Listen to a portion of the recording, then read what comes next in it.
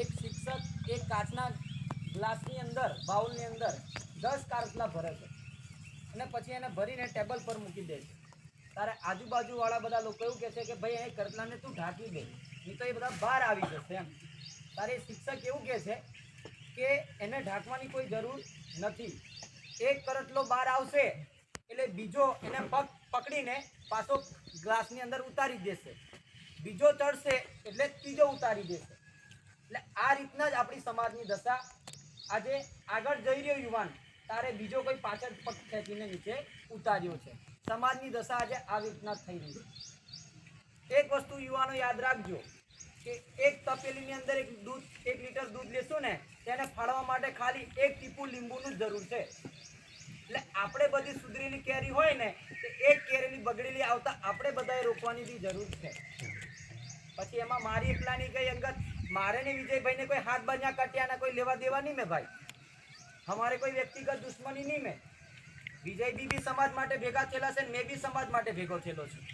महेंद्र भाई छे, अजीत छे के तमे बधा छो के कोई भी व्यक्ति होय, આપણે સમાજનું સારું હિત ઈચ્છવા માટે ભેગા થયેલા છે.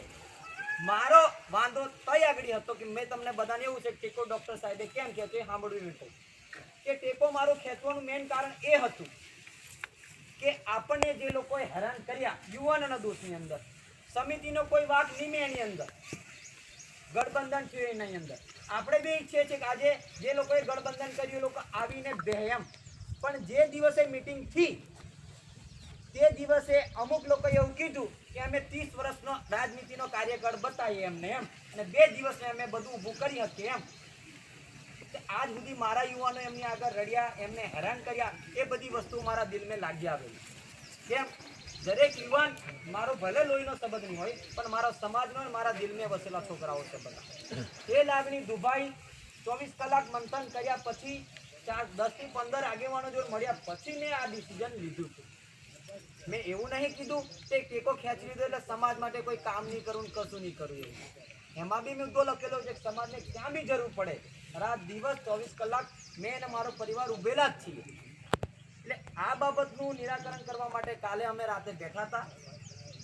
એ બેઠા પછી ડિસિઝન એવું નક્કી કર્યું કે એમાં બધાની સહમતિ થઈ કે આપણે જે ગઠબંધન કર્યું છે એમાં બધાની, મારી તો વ્યક્તિગત ના છે, તમારા બધાની હા હોય તો પછી આપણે ગઠબંધન કરવા માટે બી રાજી છીએ, પણ એમાં મેં વ્યક્તિગત રીતે નહીં આવું, મને પસંદ નથી. મેં તમને ઉદાહરણ આપ્યું કે આખું દૂધ ચોખ્ખું છે પણ એક જ ટીપું અંદર આવતું રહે આખું દૂધ ફાડ નાખે. એમાં તમારે બી બધાએ વિચારવાની જરૂર છે. અને બીજી વસ્તુ એવું છે કે આજે આપણો સમાજનો દીકરો, મારો ભાઈ કે મારો મિત્ર આજે જેલની અંદર છે, એના વિશે કોઈ ટીકા ટિપ્પણી કરશે અને કરી છે ભૂતકાળની અંદર, તો એવા લોકોએ જવાની બી મને લાગતું નહીં કે આપણે લોકો જોડે જઈએ. કેમ? આજે આપણો ભાઈ જેલમાં છે, આજે આપણે બઠા ખાલી 2 મિનિટ મંથન કરી કે હું કરતો છે એ બી આપણને રડવું આવી જાય. કેમ? મને કોઈ પક્ષ પાર્ટીથી વાંધો નથી. એ યુવાન આપણા આદિવાસી સમાજના હક અધિકાર માટે લડ્યો છે, સર્વ સમાજના. એવું નહીં આપણે એટલો સમાજ, સર્વ સમાજના. શિક્ષણનો મુદ્દો હોય, આરોગ્યનો મુદ્દો હોય કે ભ્રષ્ટાચારનો મુદ્દો હોય કે યુવાનોની અંદર જાગૃતિને ક્રાંતિની શરૂઆત જો કરી હોય, આપણે તો છીએ, પણ આખા ગુજરાતની અંદર અત્યારે હોય તો માને છે આપણા બધાના ચૈતર ભાઈ જ છે. બાકી મને અત્યારે કોઈ સુધી દેખાતું નહીં. એટલે આ બાબતે મને આ બધું વિચારીને બધું ડિસિઝન નક્કી કર્યા પછી, મેં બી ભણેલો ગણેલો ડૉક્ટર છું, મેં બધું વિચાર્યા પછી આ ડિસિઝન લીધેલું છે. જો આ ડિસિઝન નહીં લેતો તે કાંક મારા સમિતિના સુરાન કાં તો સમિતિને નુકસાન હતું, તમે માનો કે નહીં માનો, કોઈ કાળે બી નુકસાન હતું ને હતું. મને ફાયદો કોઈ જગ્યા પર દેખાયો નહીં. આ બાબતથી મારો ટેકો નહીં કરશે. તો બાકી વ્યક્તિગત બીજા લોકોને કદાચ એવું હોય કે વિજયભાઈની ડૉક્ટર સાહેબની બગડી છે, કાં તો મહેન્દ્રભાઈની મારી બગડી છે, કાં તો અજીતભાઈની મહેન્દ્રની બગડી છે, એવું કંઈ છે નહીં. બધા સમાજ માટે ભેગા થયેલા છે. કોઈનો ઘરનો રોટલો શીખવા માટે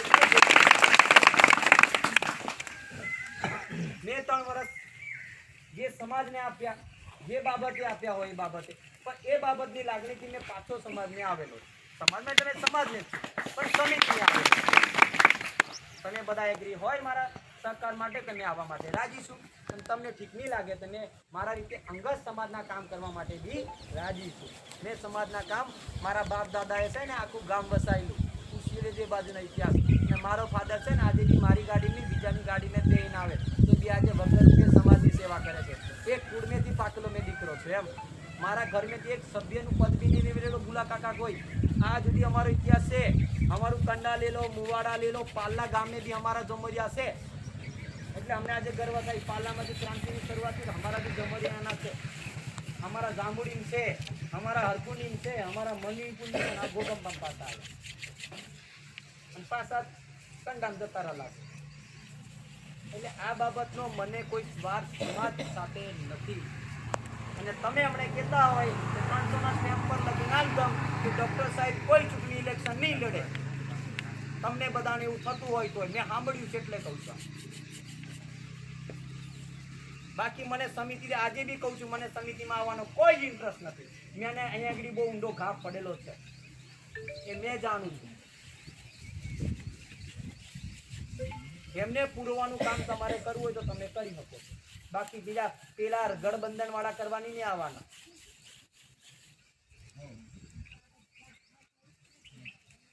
આજે આપણે એવું કહીએ ચાલો ગઠબંધનના મુદ્દાની ડિસ્કશન કરીએ તો કરી લઈએ. કેમ ડોક્ટર સાહેબ ગઠબંધન તોડવાનું કેમ? પહેલો મુદ્દો કે આદિવાસી યુવા સમિતિના બેના નીચે થવું જોઈએ. થઈ રહ્યું છે આજે હે. બીજો મુદ્દો કે મૂર્તિનું સમારકામ થવું જોઈએ. દેખાયું કોઈને લા આયા બધા તા. ત્રીજો મુદ્દો કોઈ બી સામાજિક અન્યાય માટે લડવું. ફોન પર કરે નહીં, મેદાન પર આવો.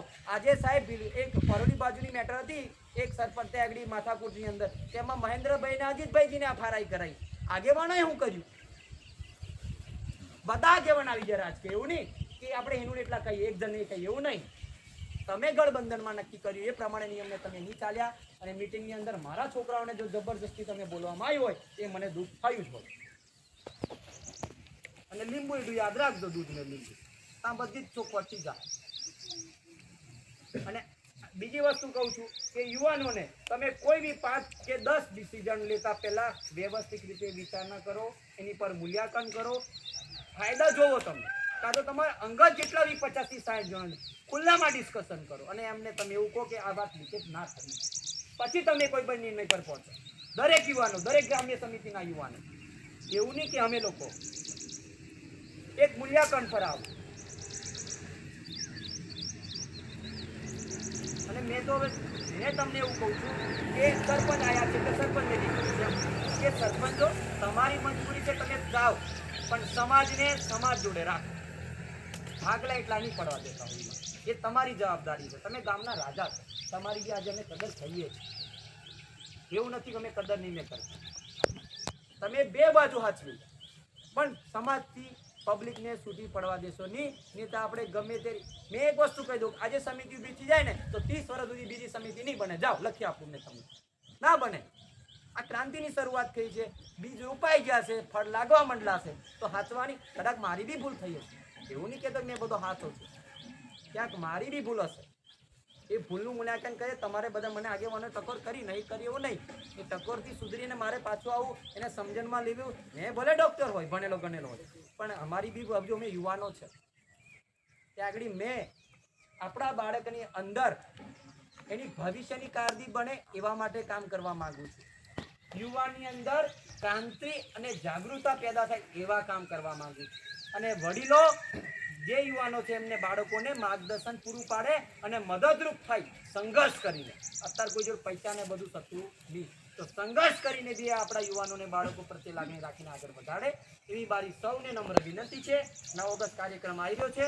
હળી મળીને શાંતિથી જે લાગણીથી દર વર્ષે ઉજવ્યા એ મુદ્દા પ્રમાણે કરશું. અને મેં આ 5 જણને તમારે વચ્ચે કીધું છું કે ભાઈ વ્યક્તિગત તમારું કોઈ મારી સાથે છે નહીં. અને તમે આગેવાણીની અંદર જે કરતા હતા એ પ્રમાણે કાર્ય કરો. ડૉક્ટર સાહેબનો જે સાથ સહકાર હતો એ તો રહેવાનો છે. આ બધા સમાજ આપણી જે સમિતિ છે એમની વચ્ચે કીધું. બાકી વ્યક્તિગત 8-12 કેમ કે આપણે પછી બે મૂકીને આવવાનું નહીં.